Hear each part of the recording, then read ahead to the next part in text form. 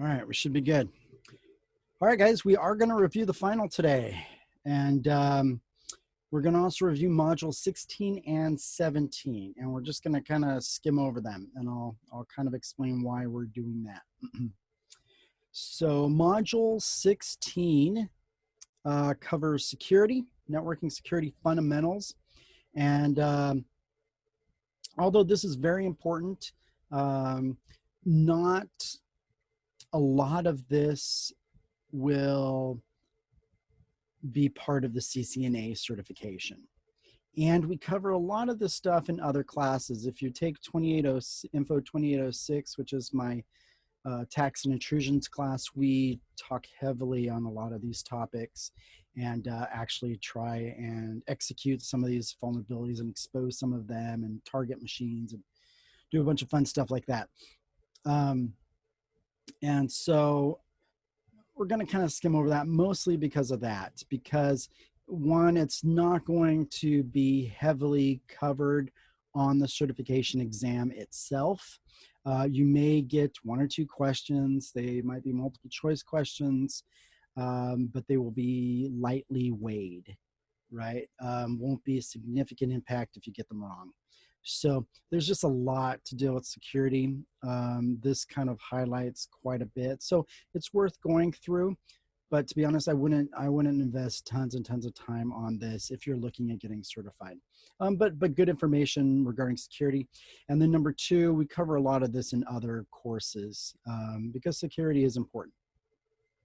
And finally, we are going to review building a small network, which kind of is the accumulation of this course, and it's basically all review, but it tries to piece all the concepts together, right? In kind of a practical sense. Hey, all the stuff you learned in all these other modules, this is how you do it to kind of build a network. You know, when you go out to the job site or to your organization or even within your home, this is how things you should consider, and this is how you build it. And a lot of it's review. So that's why as I was reviewing the material earlier today, I go like, you know what, there's not tons of heavy material here, except SSH, which we'll be talking about. And so that's why I thought, well, I'll just give you guys an extra week to open up the final and have you guys look at that and get ready for that. So let's jump right into this. The first thing I want to cover, I'm going to cover three prominent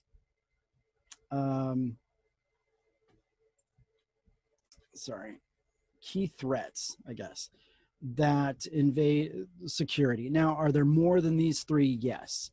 But these are, I'm highlighting, right? I'm getting the three that I think are the most important and most prominent, right? And the first here is physical security. So we can't neglect this. Usually our routers, our switches, our servers need to be protected physically, right? As you know, if you just have a switch that's open and sitting there, anyone can go in and plug in and hey, they have access to your network. And by default, you know, Cisco routers and switches, they don't have any type of passwords or security measures installed on there. And so anyone should be able to access those things. So we want to be able to protect those things so someone just can't plug into our network. Things need to be locked up, obviously. There needs to be some type of monitoring of going in and out of these doors by only authorized people, right? Here they have a card reader, but it could be some type of finger scan or retina scan or something like that, or a password you type in or a key or something, right? Also, the exterior walls, the walls around here have to be all internal. None of them should be facing exterior walls. They shouldn't have windows. The ceilings in there shouldn't have those tiles that you see at a lot of organizations that you can just pop up and go over and around the wall and things like that. Usually there is kind of this opening foyer area, I guess, is that what that's called? That, I don't know, an opening area here where they have a help desk and the card reader and everything else before you actually go in there. That way there's some physical people here as well, monitoring the traffic that goes in and out, as well as cameras and other things to help protect this physical security. I mean, that's number one, because if you have physical access to a device, it's hacked. It's hacked. I mean, you're physically sitting in front of a computer. If you don't know the password, even if you put a password on the BIOS, I just did this recently. I just on a laptop I acquired, and they put a password on the BIOS, and they thought I bypassed in about 5 minutes, no problem. Um, you can physically bypass anything when you're sitting physically at it. So you definitely need to have some type of physical protection over things. The next thing that we need to look at is passwords.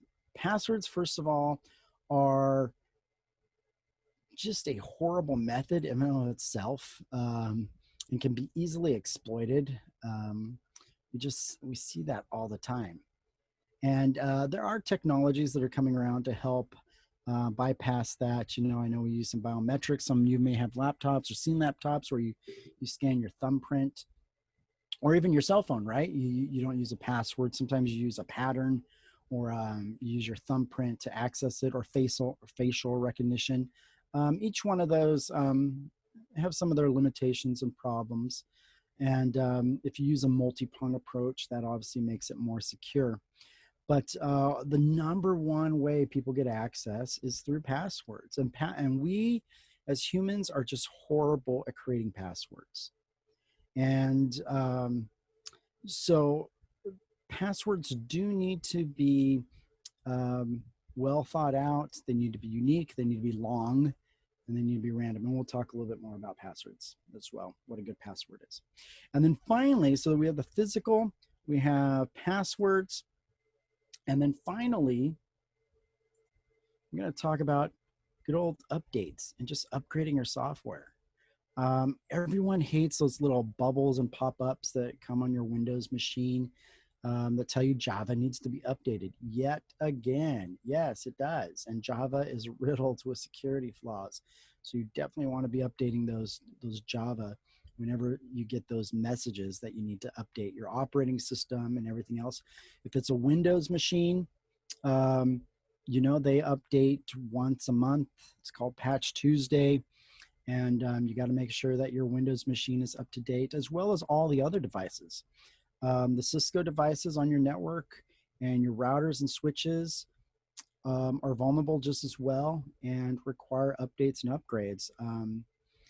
And so if you watch the news, I get a lot of security feeds, and every week there's a Windows vulnerability, a Mac vulnerability, a Linux vulnerability, a Cisco vulnerability on one of its routers, or switches, or models, and they all need to be patched or updated. And so that in and of itself will help tons in helping protect your network and your end devices. So firewalls are important as well. And actually, when you get to Cisco 4 that we do, it's all about security. So you will be configuring firewalls and endpoint devices and all these other things in Cisco 4. So something to look forward to. So those are some of the key threats that I see. So how to mitigate some of these things? Let's talk about them. So we talked a little bit about physical security and everything else, but and some of the mitigations. I talked about cameras and other securities and how the room should be designed and things like that. Now, with other types of physical security, when you're at it, Cisco has this great little script called Auto Secure. Now, as you look at the message, when you run this Auto Secure script, what it basically does is go through a list of questions and configurations for you. Go, hey, do you want to do this? Do you want to set this password? Do you want to do that? Do you want to encrypt this? And it kind of runs you through some things. But as per this message that pops up when you first run this, it does not guarantee that you will be absolutely secure on your device. Nothing is 100% secure. This does some of the most basic securities that you can do in the most common, and mitigates, 90% of the stuff out there. but still there's other things we need to lock down. So, but this is a good start, right? It just depends. How many locks do you want to put on your door, right? Most bad guys are looking for the easiest target, right? He's the guy who's looking through a parking lot at at a mall or something like that, checking all the doors to see which one's unlocked. The first one that's unlocked that he gets to is the one he's going to reach into and start looking around for wallets or other things to take, or take the car itself, right? And so just locking your car, locking your house helps protect you. And the same thing with these machines. Putting on these security measures help protect you quite a bit. Now, if you're being targeted, then that's a lot more difficult, because when you're being targeted, depending on how driven they are and the tenacity on the person who wants to get to you, it could be a real headache. But for the casual, the easy target will mitigate 80-90% of attacks on your network and on your systems. So that's why keeping up to date, using strong passwords, all kind of help secure that network. All right. Passwords here. Yes. So passwords, they have a few examples of weak passwords. The length of a password is really important.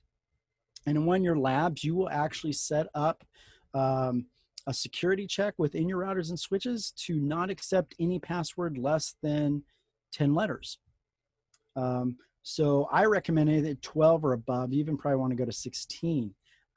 They should be random. They should not be associated with any type of personal information, like here, your make a car, your birthday, anniversary, kids' names, your dog's name, anything like that. They shouldn't be simple and follow a pattern. Look at this blue leaf one, right? Because normally passwords enforce that you have to have an uppercase, lowercase, some numbers, and some characters or something. Well, what do most people do? Well, if you're going to put a capital letter in your password, us humans tend to put it as the first letter.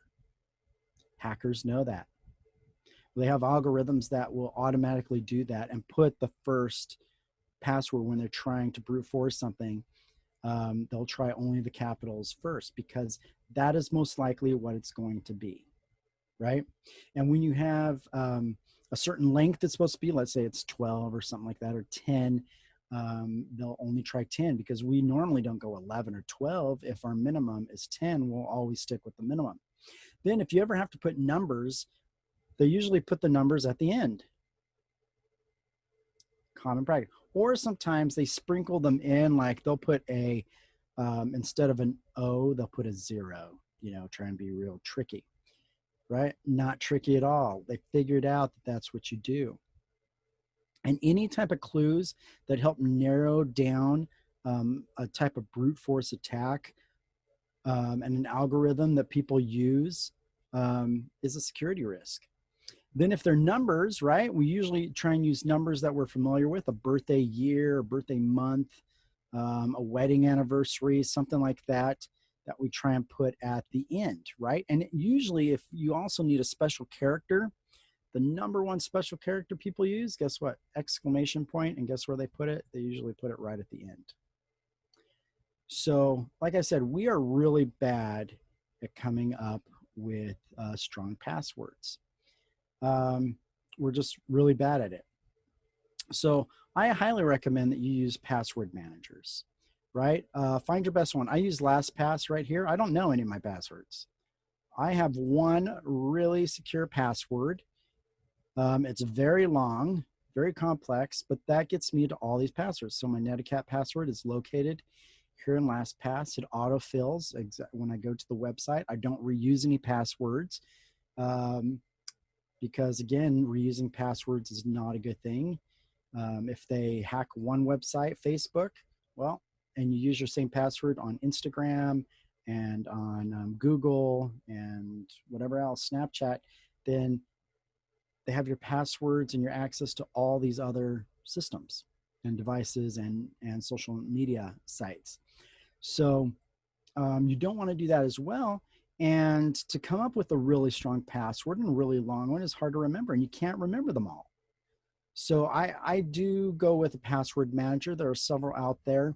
I do like LastPass. I'm not endorsing them. There are some other good ones out there, but do your research. One thing I would watch for, you do not want to go with a password manager that can recover your main password. Why is that? Well, because that means someone or employee for that company, whoever issues that password manager, someone can have access to your default password. LastPass says if you lose your master password, oh well, they're sorry, they can't recover it for you, which is what I want, right?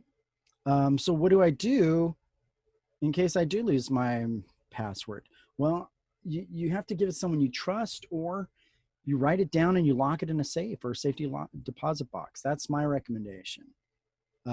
Somewhere where it's highly secure, no one else can get it. I would put it off the grid somewhere, and do something like that. So anyway, that's my recommendation. It creates random passwords for me that are really long. I generate a password here. See what it is. So I can do it up to 12 to 99 passwords long. Most places don't accept that. You can add symbols in there. And it just helps you create these really passwords, and then automatically stores it for you for certain websites. So this is kind of what I recommend. I use the free version of it, but there are others out there that are good as well. Anyway, passwords really important, and so definitely look into that, because that is one of the #1 ways in which it's encrypted, bypassed. Let's see. A few other things. Oh, additional password securities. All right, another one is to make sure that passwords are encrypted, right? I think it was about 10 or 12 years ago or so, there was a big Sony hack that happened. Everyone that had a Sony PlayStation basically got their username and password and their credit card information hacked. That's because they didn't encrypt anything within their databases. Your username and password was not encrypted. And that was really bad for Sony. And so encrypting the passwords is important, and we've seen how we can do that with our Cisco devices. You can also set minimum length, because length is important. It's been tested in several studies that even if you use the same character, like let's say you just use a period, but you do it 20 times in a row, exponentially increases the security of your password for someone to brute force it or contact it. Why? Because it's more possibilities exponentially to be able to brute force that password, just the length of it in and of itself. So we can set a minimal acceptable password on Cisco as well, and then you'll be doing that as part of your labs this week as well. You can also disable the length of activity and the number of times that someone can guess passwords. For instance, as part of your lab, there's a command here. It's called the login block command. So what you can do within 2 minutes, if someone mistypes a word 3 times, their password 3 times, it blocks you for at least a minute. And this hugely limits the number of times a brute force can make attempts at your password, right? If they can only do it 3 times within a certain time frame, a minute or 2, that significantly reduces. What these brute force attacks do are usually programs that use word lists that go through and can generate and test thousands of passwords within seconds, right? Commonly used passwords, and just generate them really quick. This helps mitigate that type of attack. All right. Using these commands. And here you can see some examples of them, right? You can also do a timeout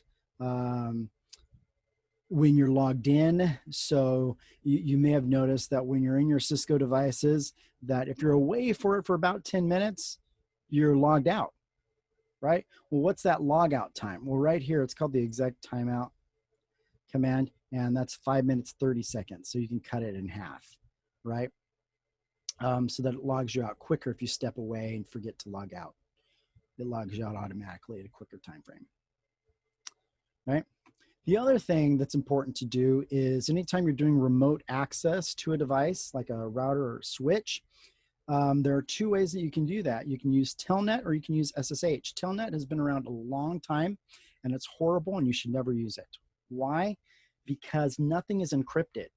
From the time that you connect to everything you type and everything that's sent back to you is in plain text. So anyone on the network, if they're running Wireshark or some other type of packet sniffer, can see everything you're doing, including typing passwords. So it is bad. So what you should do is use SSH.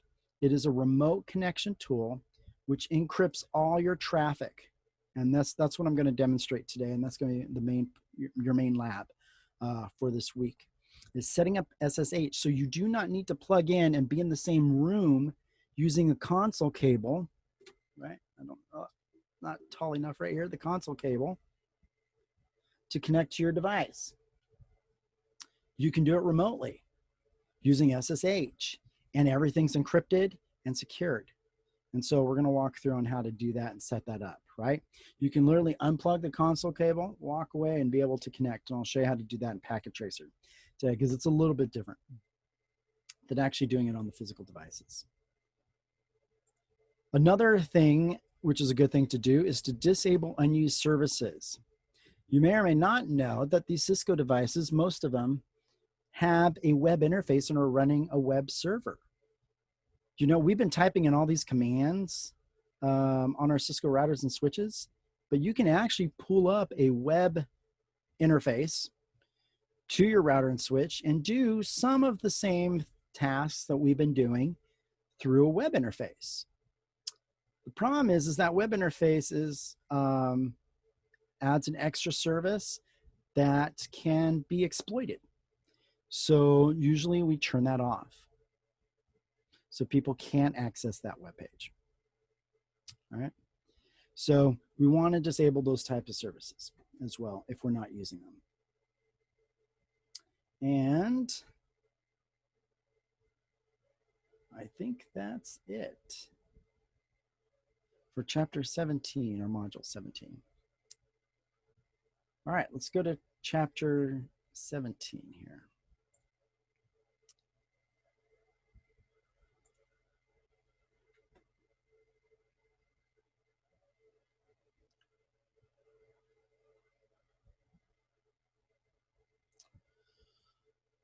All right.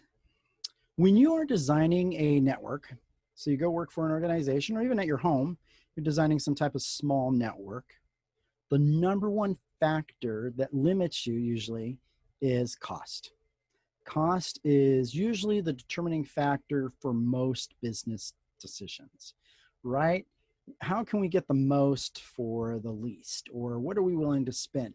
Some people in business are really good at working it and presenting themselves to management or those who are in charge of the finances that whatever they're over is really important and funnel the funds to them.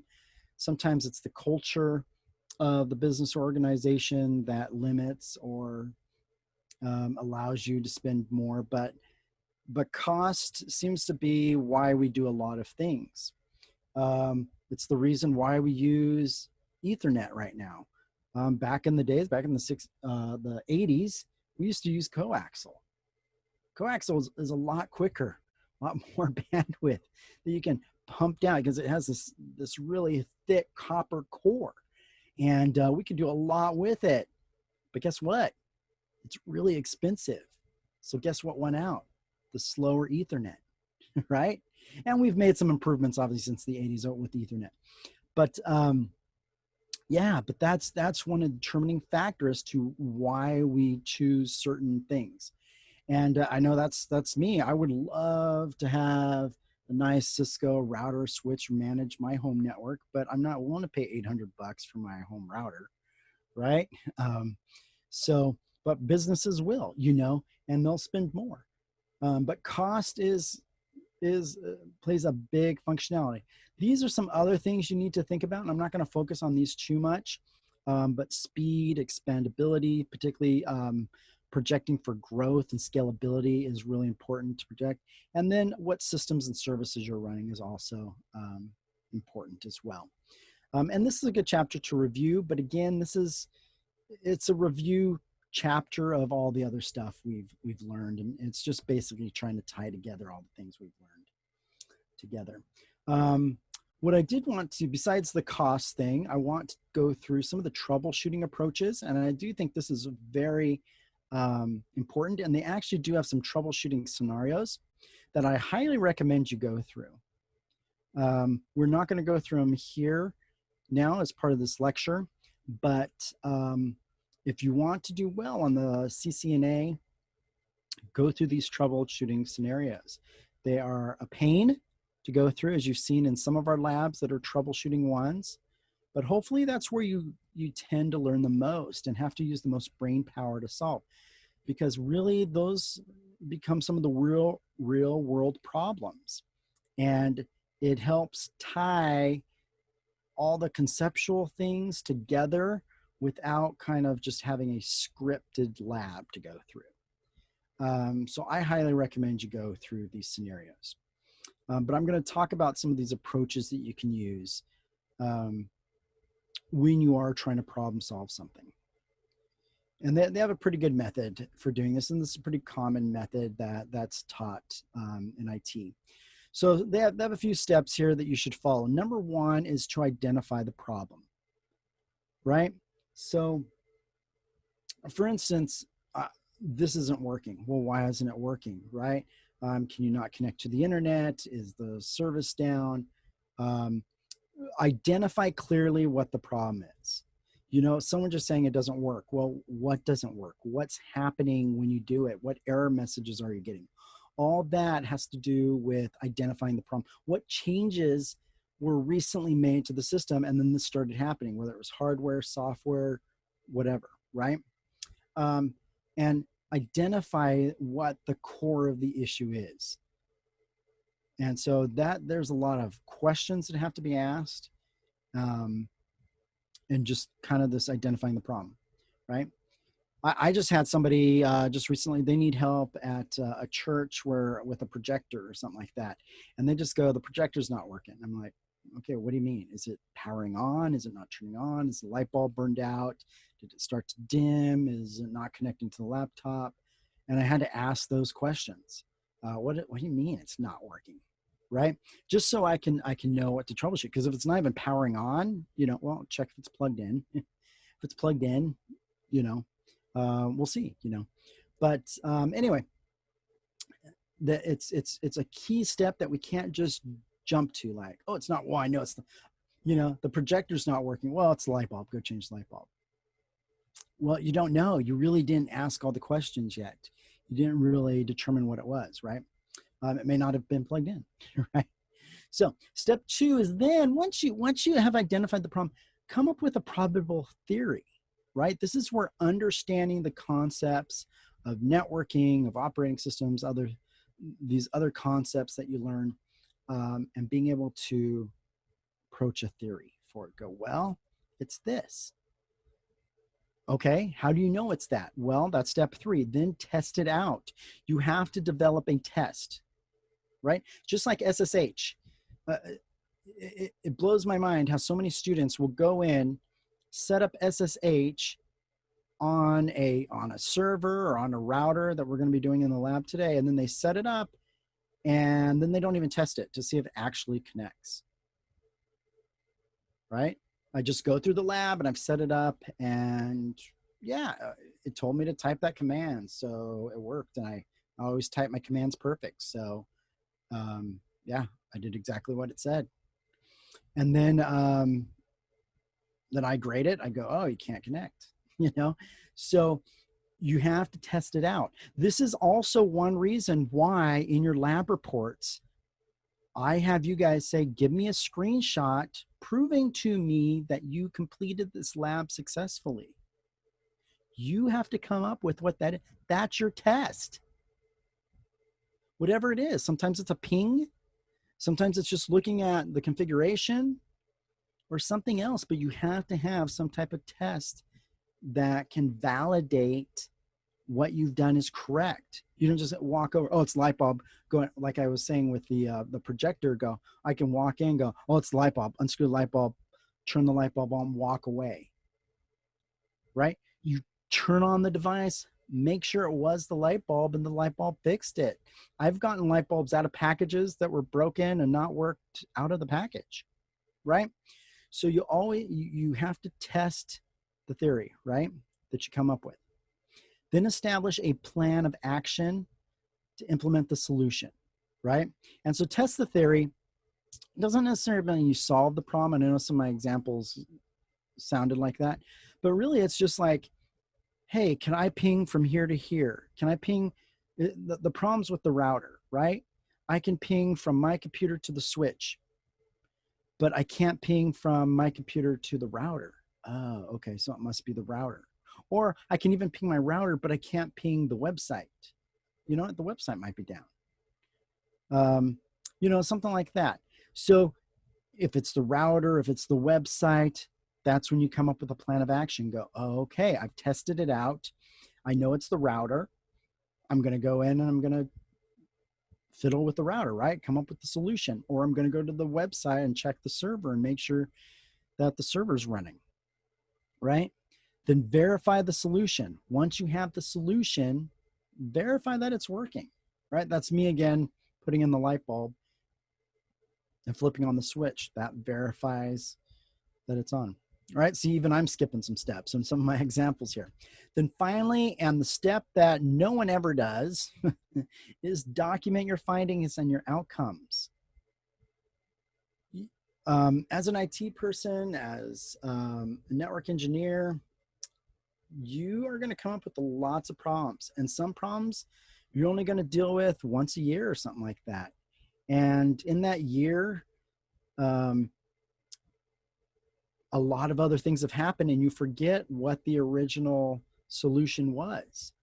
I try and document things as well as I can, but this is the step that seems to, a lot of people seem to forget, is to document what you found, what happened, what the symptoms were of the issue, so that when, or you're working in a team and someone else, and maybe you're not going to be around in a year because you've been promoted or you moved on to another job and someone else needs to know how to fix it.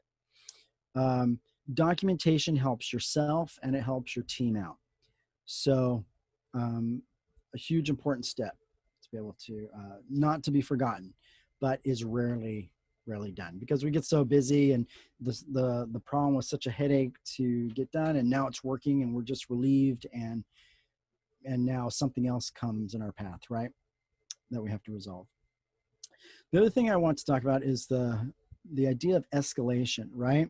Sometimes problems can't be resolved without escalation, being escalated.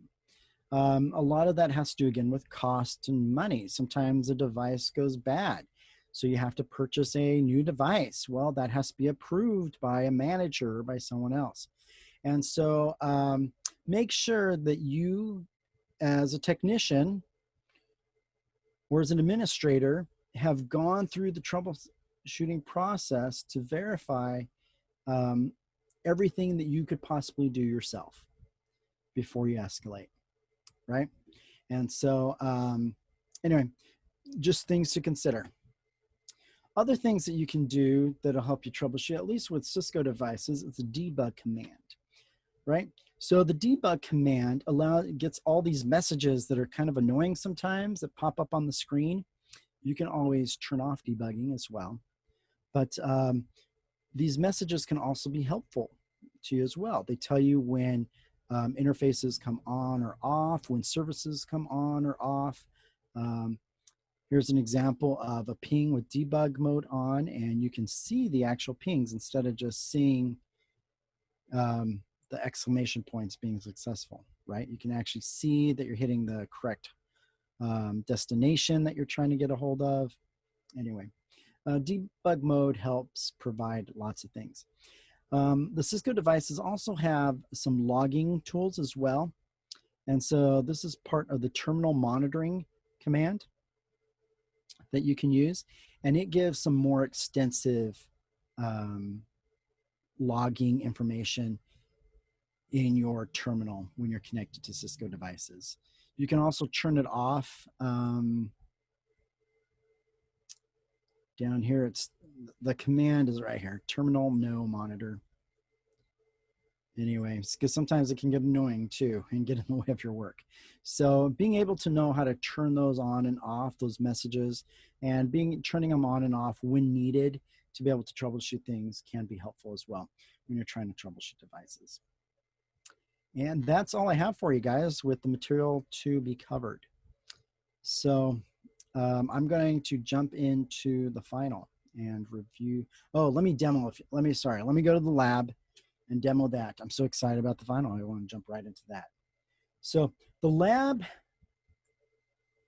that we're doing, make sure I have the right lab. Yeah, this is it. It's right here. We're going to be setting up SSH on the server, on this network here. And so we have a basic setup, right? We have a router, we have a switch, we have PCA. Normally, what we've been doing is we connect a console cable that plugs from PCA, from the serial port, over to the console port in the switch or in the router. Well, we want to not use that. The console cable is, you can get some for 6 feet, I guess, but what if your PC is in the next room or something like that? Or you're at home and you want to be able to connect to it. So we're going to set up SSH, which is encrypted and allows you to remote connect to these devices. So I'll walk you through some of these settings. Let's see here. That we have. I've already set up these IP addresses and everything else. And I will walk you through the steps.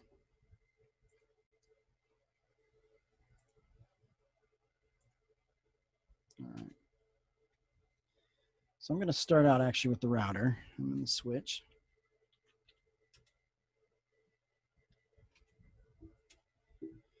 And the first thing we want to do is one of the security measures that we will do, and you will do this for the final, you get a whole point for it, is turn off the domain lookup. The DNS lookup can help prevent routers from translating incorrect commands. And so we want to turn that off because we're not going to be using host names at all. As you notice, we're doing everything with IP addresses and not host names. So we're going to turn that off. And the command to do that is you go into global configuration mode, and it's just no IP domain,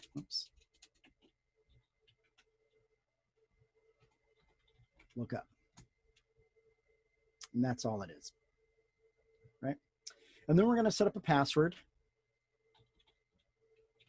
for our line VTY. And we're going to set the password as Cisco. And I'm going to do login, which I always forget to do, right? Now, this is going to set it up as plain text, but we can encrypt this, right? That was one of our security measures, is encrypting our password. So if I exit out of this, go into global configuration mode, we can do service. And this shouldn't be new for you guys. Encryption to encrypt it. All right. That's some of our security stuff that we've learned. Okay, let's do some of our SSH, which is a security measure as well, because it's encrypted type of connection that we have. So the first thing I'm going to do is I'm going to set up a domain name. So we have to create an encryption key. The way SSH uses encryption is through asynchronous keys. Basically, you don't need to know too much about that right now at this point. For CCNA, as I said, it's reviewed in other classes and things like that. But basically, you have a public and a private key, which is generated, and these keys encrypt your data. Okay, and your private key you want to keep to yourself and never ever share. The public key you want to give out and use so that other people, that you can be validated that you are who you say you are when you're connecting. Okay. Anyway, I'm probably getting more into that than what needs to be. But anyway, we need to set up a domain name for our network for SSH to work. So I'm going to do IP domain name. Now I know it looked like we just turned it off, right? Earlier, but we turned off the lookup portion of it. But we have to assign one to this router for SSH to work. And we're going to name it CCNA lab.com. Okay. So now that we have a domain for this router, and we'll do the same thing on the switch, we'll set it up with CCNA lab.com domain. Now we're going to create our encryption key. The command to do that is crypto. It's kind of long. It's in your instructions, or you can take note here. Now, this is a little bit different. I am working on a live system, and it's slightly different in Packet Tracer when I tried to do it in Packet Tracer, and I will show you the difference. Let me see if it'll take. Oh, it will. Okay. I'll just do it the way you do it in Packet Tracer. In your labs or in some of your slides, you may not see that you have to do this general keys part of the command.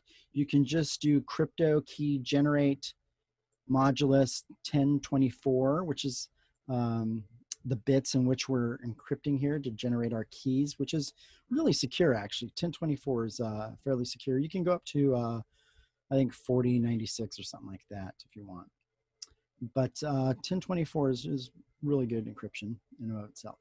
So anyway, this is the thing. What I noticed in Packet Tracers, you have to have this general keys part of the command, where on my actual device, I didn't have to include that. So just make a note of that, be aware of that. I should be able to create my key.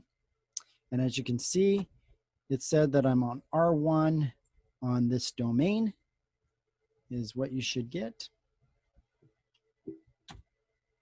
And it's done creating the key. See, it says it creates this key at 1024 bits, generated the RSA key. There are different ways you can encrypt them. RSA is one of these methods. It's a fairly secure method, well tested. So we've created our key, which is located, and basically it just creates a file that we have on this router that it compares when we make our SSH connection and handles our encryption, okay? You don't need to know much more than that. Like I said, if you take my Linux 2 class, you learn a little bit more about that. If you take some of the security classes, you learn more about that. But even in the slides and the CCNA material, it doesn't talk too much about it or go too much into depth about this. But you do need to create this key. And so that's how you do it. All right, the next thing we're going to do is we're going to create a username and a password that we can connect through SSH. And so we're going to put this into the database. So they come adding them as a database username and password within the router in and of itself. And so this is the username and password we're going to use to connect through SSH. Even though up here at the beginning, somewhere, I set up a password as Cisco, right? Where did I do that? Oh, I set it up before. It's not there. But I set up a password for Cisco, right? Well, that's not going to be the password anymore. It's going to be this new username and password, right? Strictly used for our SSH connection that we're going to do. So let me get this up at the top just so you guys can see it. So the command is username, and we're going to log in as admin as the username, and then our password, oops, but it's going to be secret password. So that's hashed.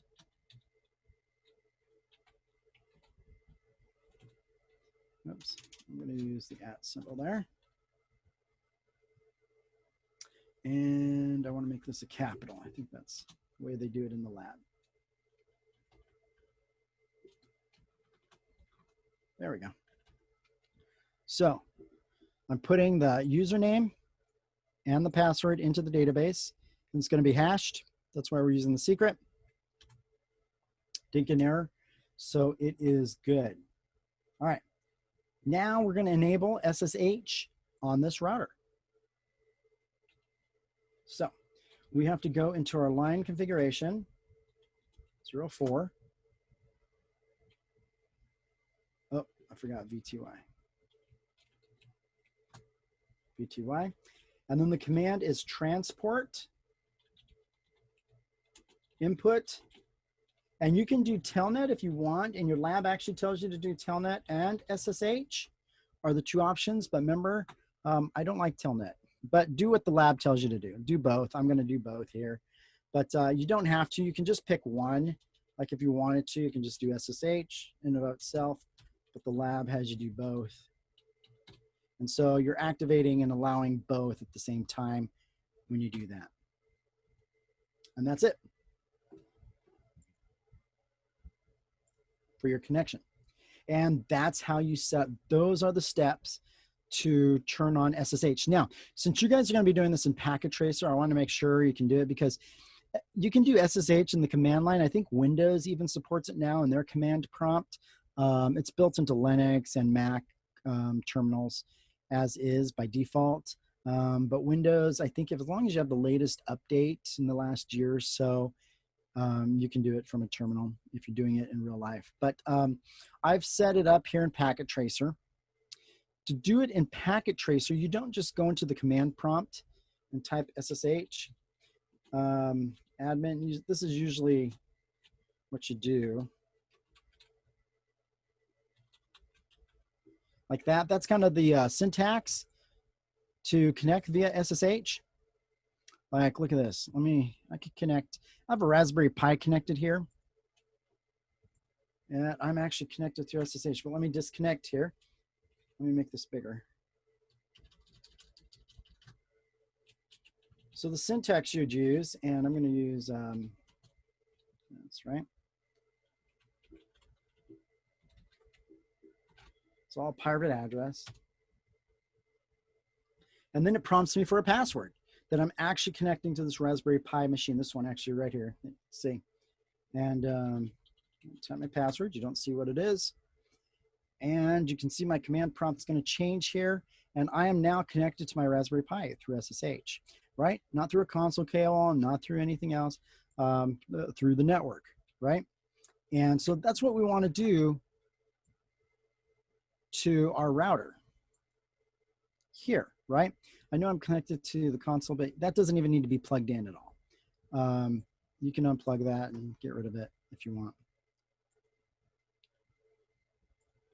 But when you are on your PC, this is how you do it.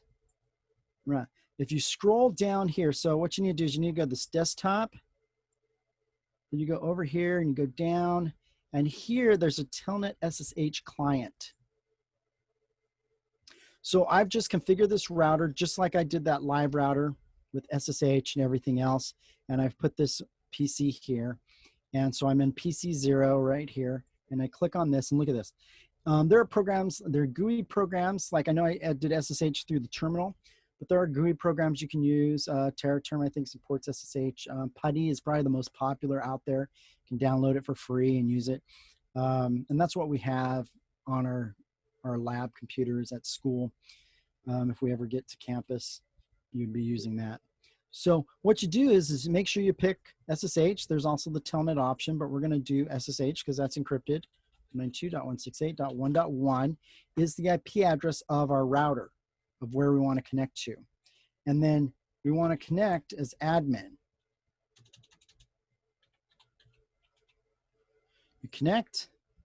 Now it's prompting me for the password, which we set up as admin P55. And now I'm in my router.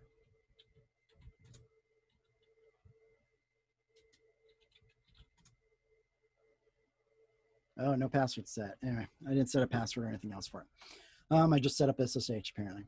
So anyway, I just SSH. I'm not going through this terminal. I'm going through what's called a remote. That's actually what SSH is for, secure shell to remotely connect. This terminal, the only reason we can connect this way is because we're connected through this console light blue cable, right? So it's just a different way to connect, right? You can only use the terminal to connect if you're physically in the room to this router. But if you're not in the room and you're at home or in a different office or in a different building or in a different whatever, you want to be able to connect a different way. SSH or Telnet needs to be set up, and this is the way you connect to it. And that's why we set up SSH and everything else. So that's the lab.